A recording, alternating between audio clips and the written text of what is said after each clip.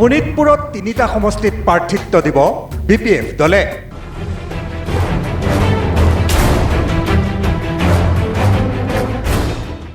বৰছলা, ঢেকিয়াজুলি আৰু ৰঙাপাৰাৰ নিৰ্বাচনত অৱতীৰ্ণ হ'ব BPF দল।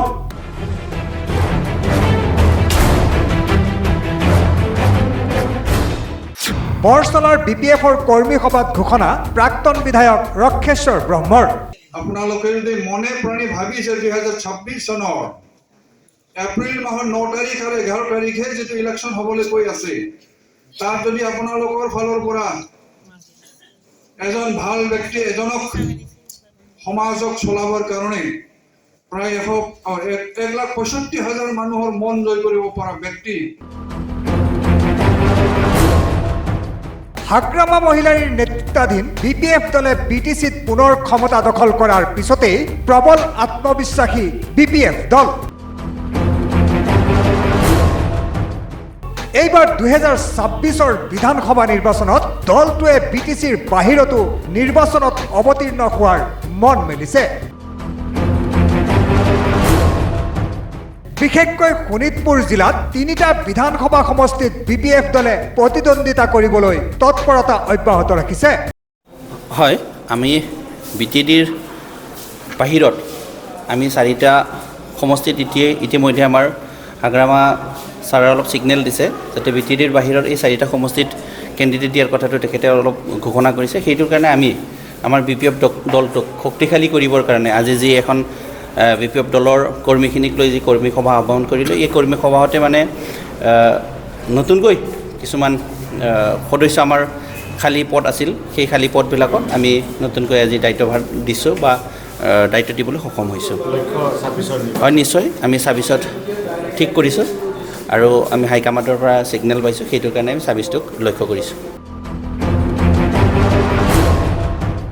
দলটোৰ মুৰব্বী হাগ্ৰামা মহিলাৰীৰ নিৰ্দেশৰ পিছতেই প্ৰাক্তন বিধায়ক তথা দলটোৰ কেন্দ্ৰীয় বিষয়ববীয়া ৰক্ষেশ্বৰ ব্ৰহ্মই শোণিতপুৰ বিশ্বনাথ জিলাত BPF দলৰ সাংগঠনিক স্থিতি শক্তিশালী কৰিবলৈ কুচকাৱাজ চলাইছে।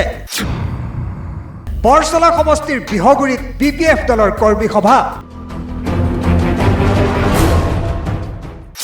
26ৰ নিৰ্বাচনী যুঁজত নামিবলৈ অনুষ্ঠিত হয় দলটোৰ এই কৰ্মী সভা।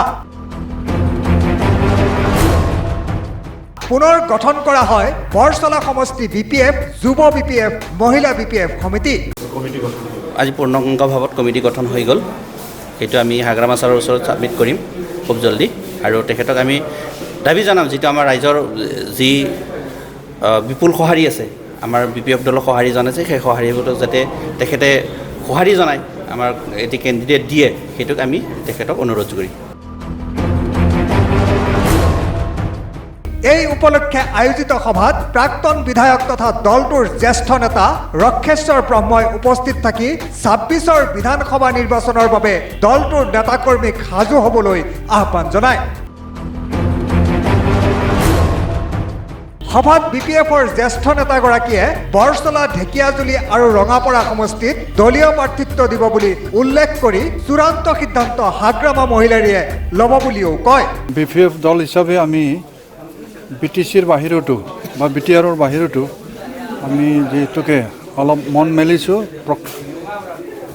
বিধায়ক তেনেকৈ প্ৰাৰ্থী প্ৰক্ষেপ কৰিম বুলি আমি ভাবিছোঁ আৰু সেইখিনি কেন্দ্ৰীয় সমিতিৰ পৰা আমাক অলপ প্ৰেৰিত কৰিছে, সেইমতেদি আমি ইয়াত আহিছোঁ।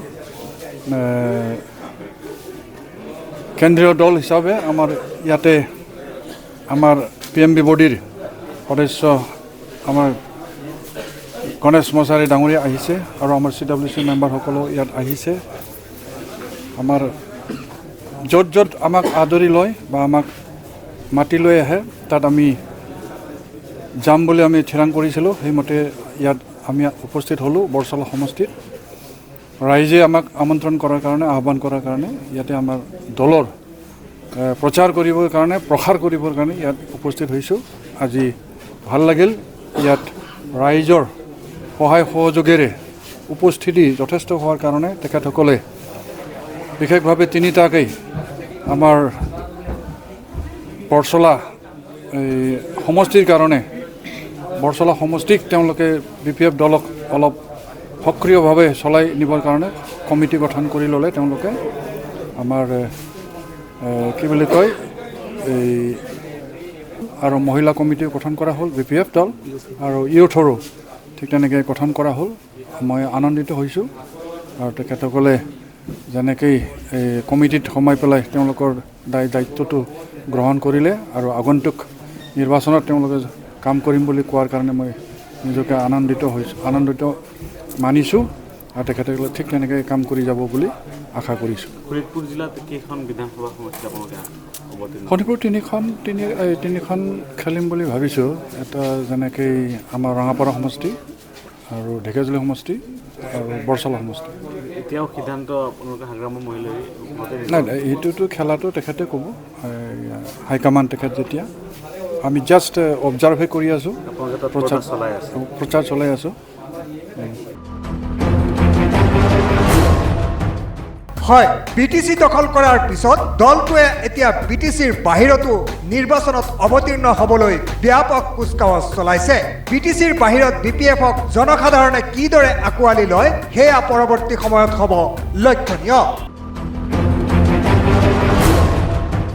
Bureau report, analysis 24/7।